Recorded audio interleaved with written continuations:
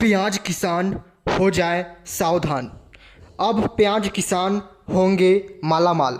किसान भाइयों नमस्कार, मैं अजय प्रसाद आज के इस वीडियो में काफ़ी महत्वपूर्ण जानकारियाँ आपको देने जा रहा हूँ। सभी किसान भाइयों, व्यापारी भाइयों से मेरा अनुरोध है, इस वीडियो को अंत तक ज़रूर देखें।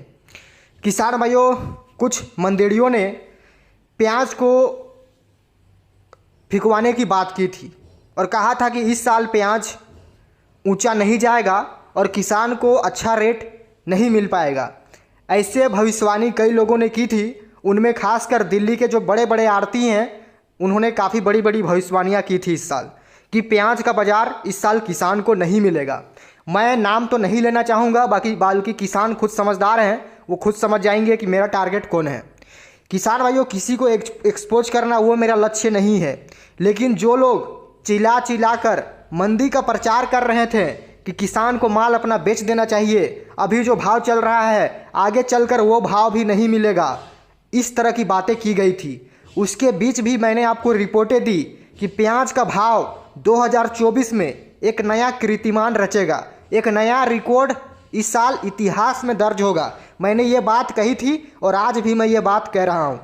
तब लोगों ने मेरी बातों पे काफ़ी कम विश्वास किया और जिन लोगों ने माल को बेच दिया वो आज के डेट में काफ़ी पछतावा उनको हो रहा है, और जो माल को धीरे धीरे करके निकाल रहे हैं वो किसान आज पूरा खुश है। क्योंकि मैंने हमेशा एक बात कही है, भाव कुछ भी रहे, सस्ता रहे महंगा रहे, वो अपनी जगह पे है, लेकिन आपको माल हर रेट पर हर समय बेचना है और निकालते रहना है। ऐसा नहीं कि भाव चढ़ गया तो माल को हम रोक कर बैठ गए। ऐसी गलती भूल कर भी किसान ना करें। इसीलिए मैंने शुरुआत में ही कही, प्याज किसान हो जाए सावधान। क्योंकि इस समय जिस प्रकार मंडियों में तेज़ी आ रही है, इसकी मैंने पहले ही आपको रिपोर्ट दे दी थी कि आने वाले समय में प्याज की रेटों में आपको बेतहाशा तेज़ी देखने को मिलेगी। और किसान भाई वो हो भी रहा है वैसे ही। प्रतिदिन आपको मार्केट 1-2 रुपये टाइट होता जा रहा है। बढ़िया माल इस समय 35 से 40 रुपये तक मंडियों में बिकने लगी है। तो कहीं ना कहीं भावों में एक तूफानी तेज़ी बनती जा रही है, लेकिन साथ ही इसकी बिक्री पर भी असर देखने को मिला है।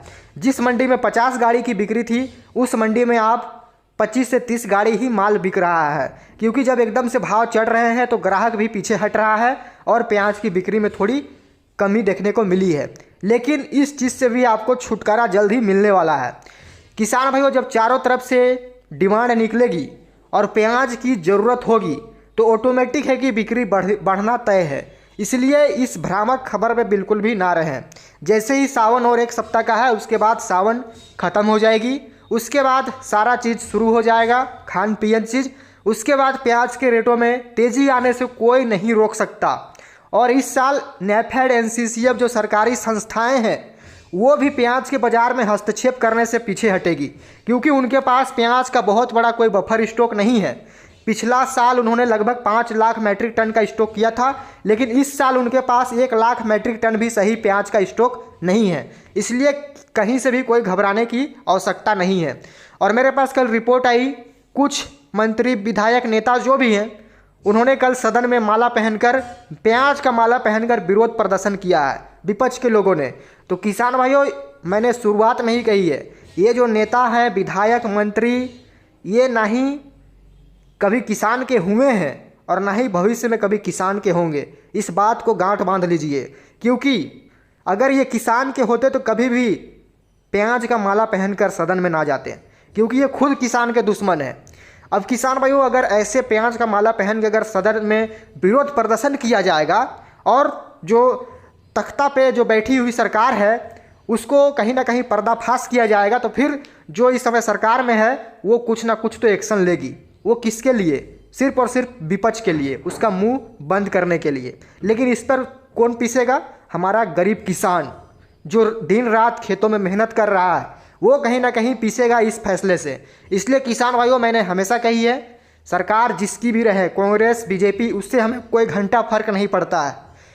किसान का जो अनाज है, चाहे प्याज ही नहीं, कोई भी अनाज एक अच्छी रेट पे बिकनी चाहिए।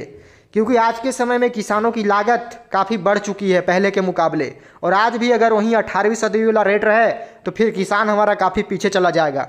लगातार मैंने इस पर आवाज़ उठाई है, उसका काफ़ी बड़ा रिस्पॉन्स भी सरकार की तरफ से मुझे आया है।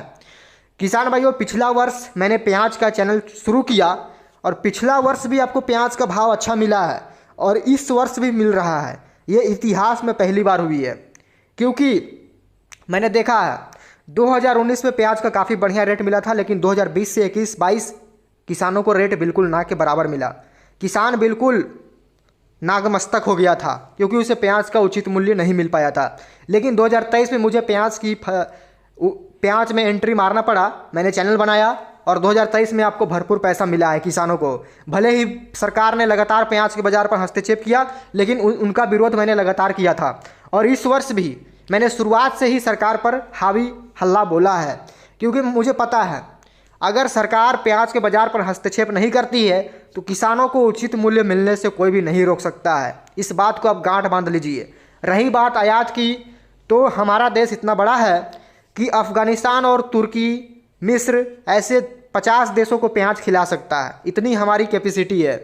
इसलिए इन भ्रामक खबरों में ना रहें कि अफ़गानिस्तान का प्याज आ जाएगा। किसान भाइयों, अफ़गानिस्तान का जो प्याज है, वो जो बोल्डर साइज़ का प्याज है, वो सिर्फ होटल, रेस्टोरेंट, जो बड़े बड़े ढाबे होते हैं, होटल होते हैं, उनमें चलने लायक है। बाकी ये जो घरेलू यूज, डोमेस्टिक पर्पज़ के हिसाब से कभी भी उस प्याज का यूज नहीं होता है बड़े पैमाने पर। इस बात को भी आप समझिए।